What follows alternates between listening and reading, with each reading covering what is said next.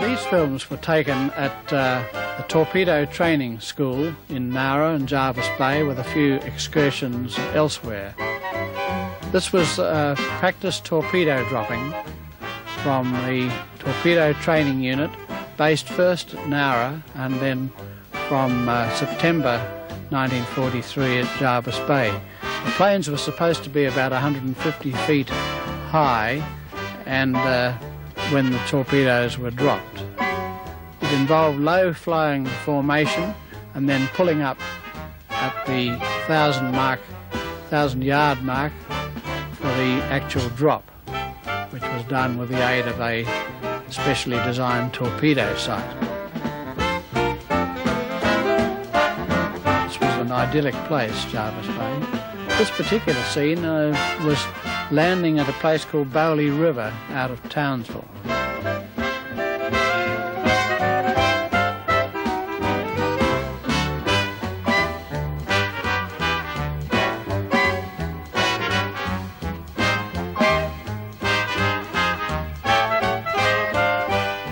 See a Beaufort standing by there. And here was another practice exercise off Jervis Bay. Smokey Douglas and his air gunner Max Marnie were hamming it up for the benefit of the camera. Smokey Douglas died about 1989 when he fell off a roof at the age of about 75. Now you can see the aircraft doing evasive manoeuvres after they've dropped their torpedoes. Our Australian Navy ships that were cooperating in the exercise.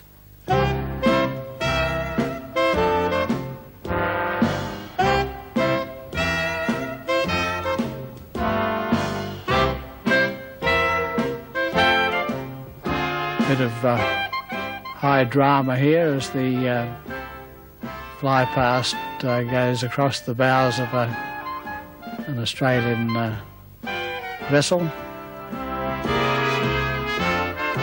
Here they are scrambling to action stations. I don't think the enemy was in much danger, frankly.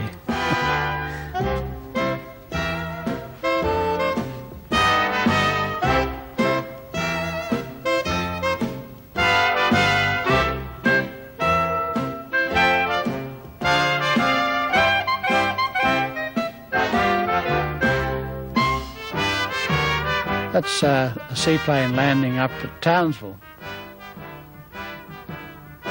Nothing to do with Jervis Bay or Nowra. Just a nice picture. This was during the exercise with Lieutenant Commander Haynes, Flight Lieutenant Bell and Jimmy Ryan. This is a Vultee Vengeance dive bomber. From these pictures one doesn't get the factor that the plane is coming down almost vertically. They were also rather underpowered and over heavy. Here we see again torpedoes being dropped.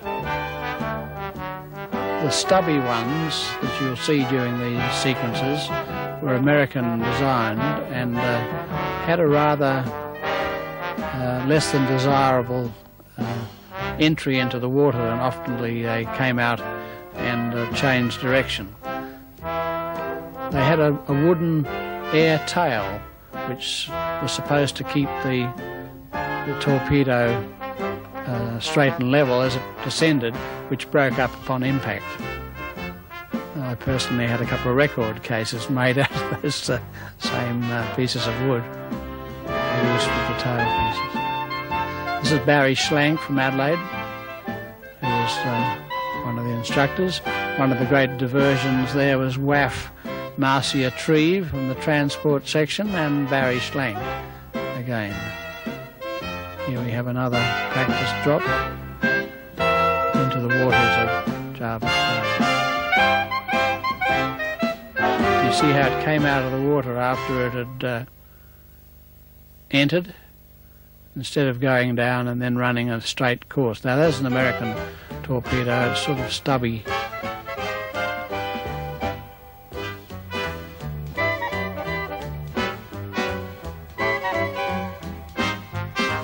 You can see the box tailplane squarish on the back. And you can actually see some of the bits of wood disintegrating and catching the light as they land on the water. Now that's a nice straight torpedo run. It just kept, of course they didn't have warheads on them at the school, and that just ran its course and then bobbed to the surface where it was picked up by a recovery vessel to be used again. It's Cape Perpendicular, the entrance of Jervis Bay. Brian Monkton, Jeff Brokenshire, my air gunner, Bill Ewing from Adelaide, Bob Reed, Ken Waters, and an unknown further person. This is a bit of clowning going on at the swimming area of Jervis Bay. Unhappy sequence because it shows my navigator who was killed, an Adelaide boy, Doug Thomas on the right, Jack Norman also on the left, who was also killed not long after this.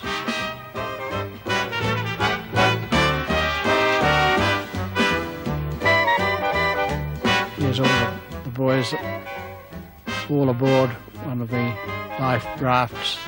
Lieutenant Commander Greentree, Royal Australian Navy, who figured in a memorable incident of Rabaul in the end of 1943 when he actually took over the controls of the plane. Now that's the English torpedo. You see it's much longer and thinner, and generally speaking behaved much better in the water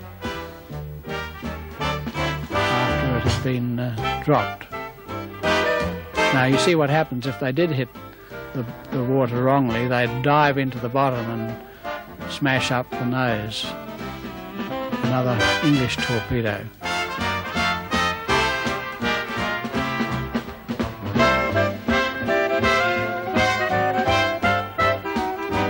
But this one also broached, as you can see, and landed. So it may be that the speed of the drop was too high, or the plane may have been a bit too high.